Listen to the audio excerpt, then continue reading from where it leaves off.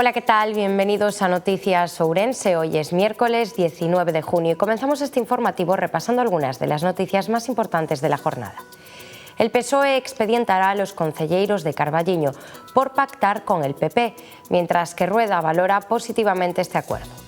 Por otra parte, varios detenidos en una operación contra la trata y explotación de mujeres en Ourense.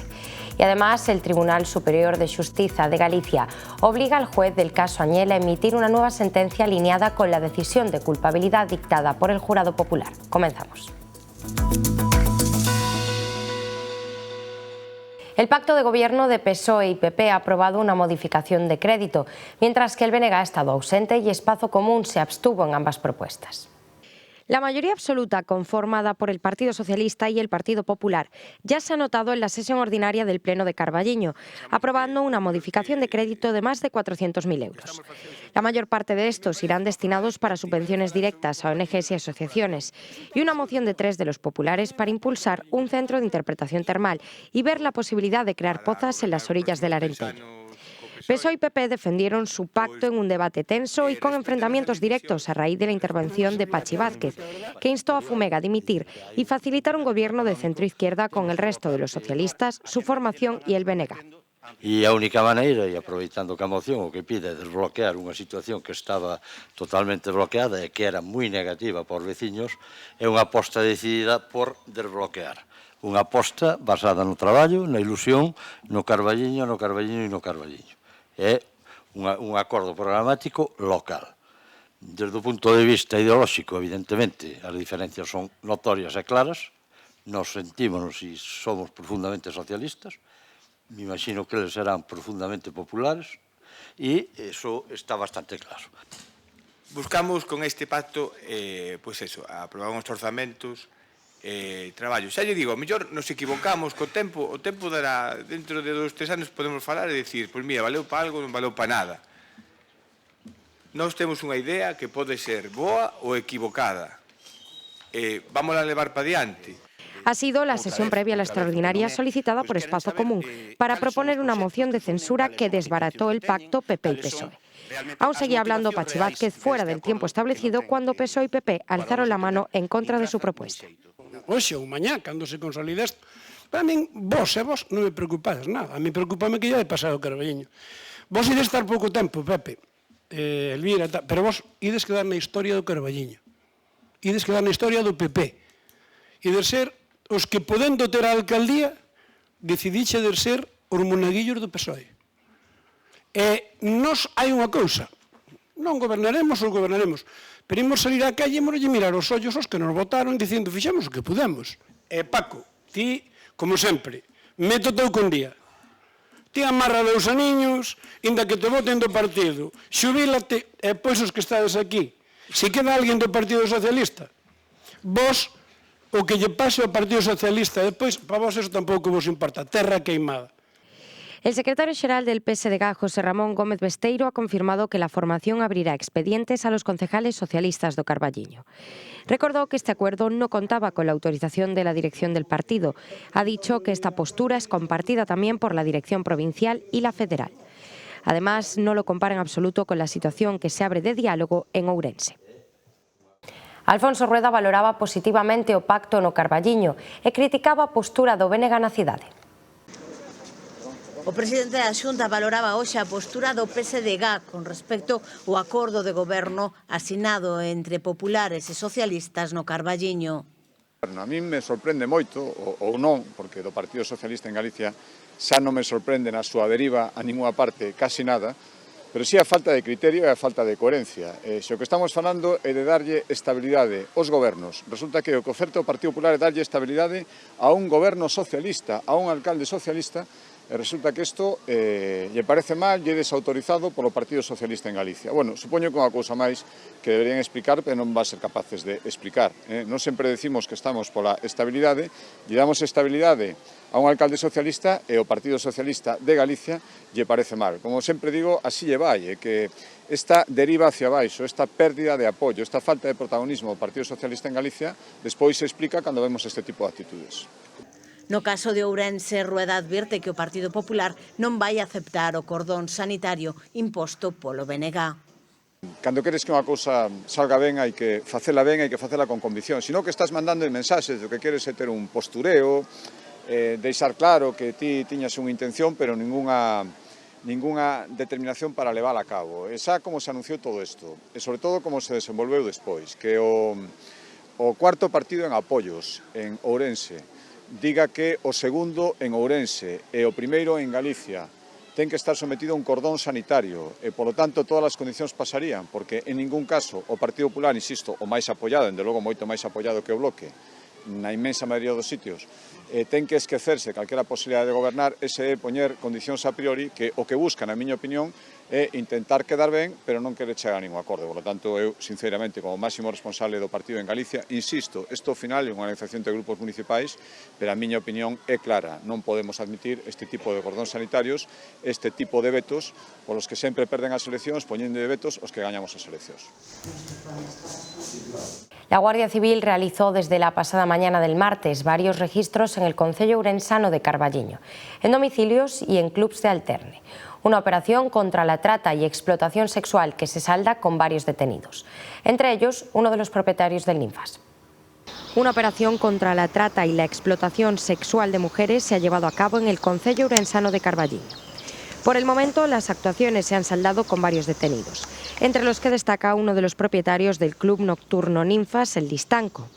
A lo largo de la jornada del pasado martes se han realizado diferentes registros en domicilios de personas vinculadas con clubs de alterne y en varios establecimientos de este tipo en Ourense, Pontevedra y A Coruña. Según ha podido saber la región, la operación sigue abierta y no se descartan más registros y detenciones.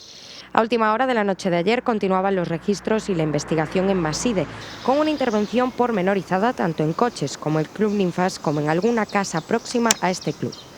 La trata de mujeres con la finalidad de ser explotadas sexualmente es la más frecuente en el marco del delito de tráfico de seres humanos.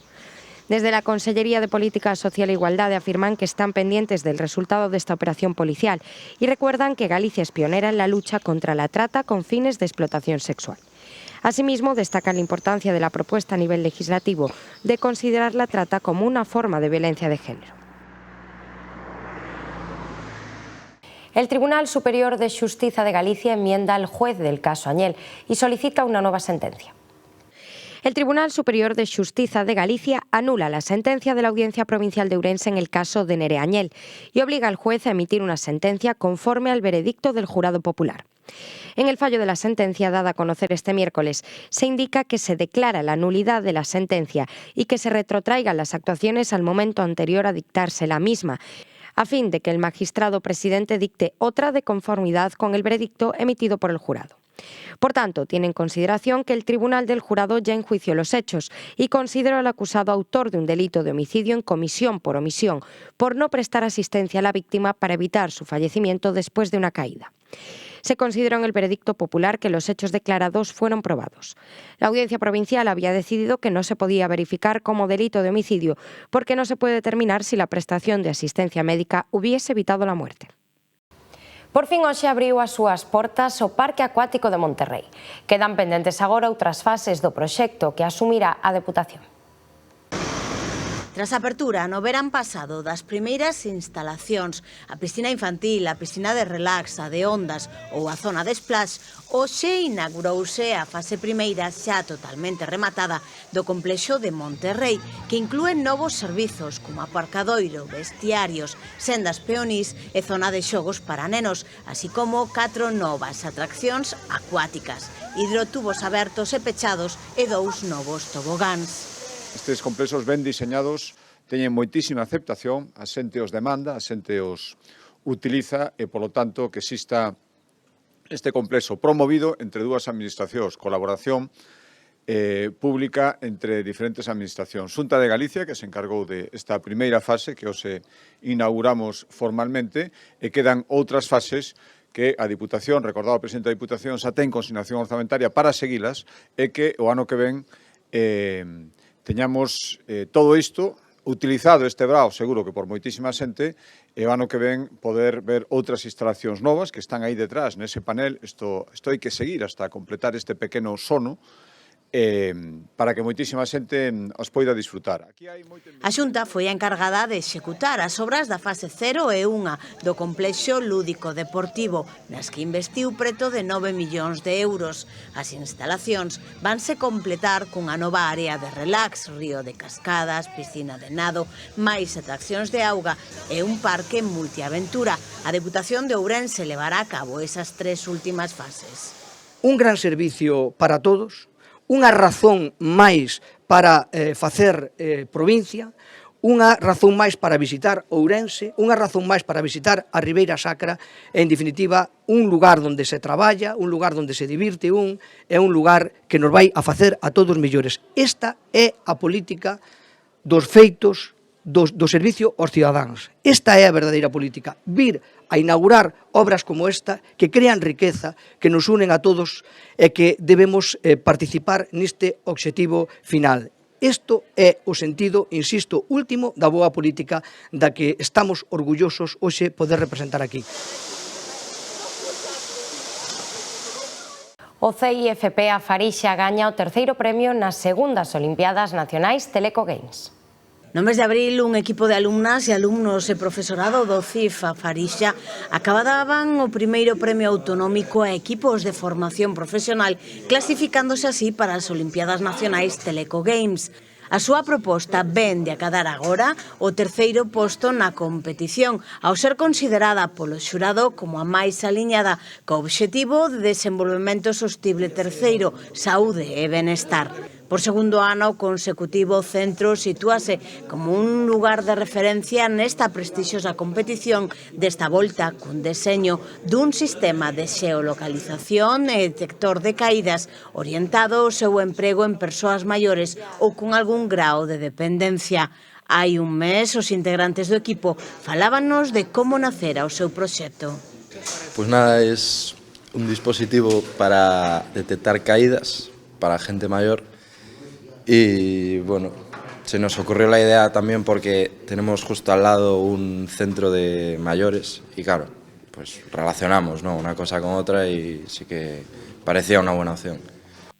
O equipo defendeu na súa presentación que a tecnoloxía de xeolocalizadores pode ser implementada en diferentes sectores da sociedade, contribuindo á protección e seguridade, neste caso, das persoas maiores.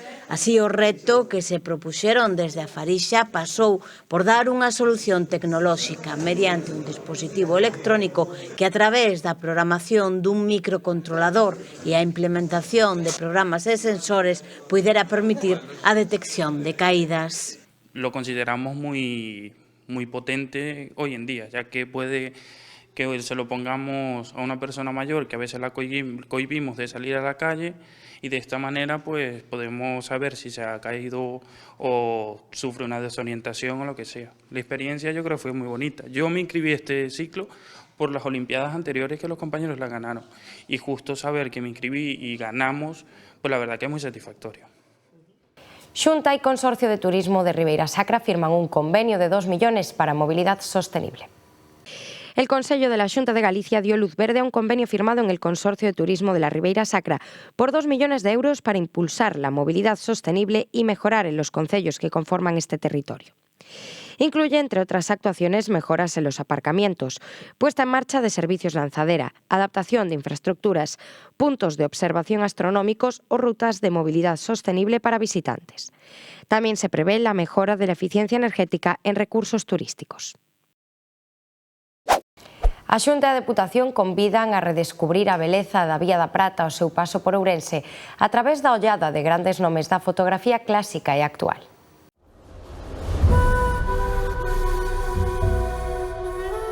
Chega a Ourense a mostra A Vía da Prata Aires do Sur, que reivindica o patrimonio cultural e histórico do camiño desde Sevilla a Santiago de Compostela, cunha presenza moi relevante das terras da provincia de Ourense, retratadas da man de ata 30 fotógrafas e fotógrafos clásicos e contemporáneos.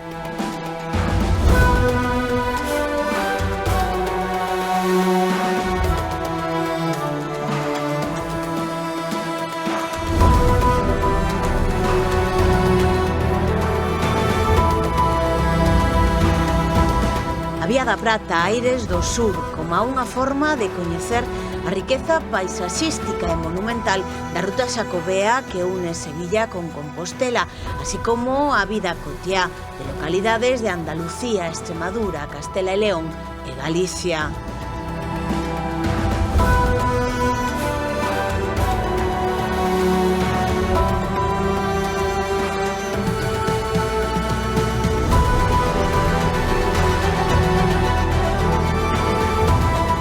Sevilla, Compostela, a exposición propón un percorrido a través de 150 anos de historia da fotografía.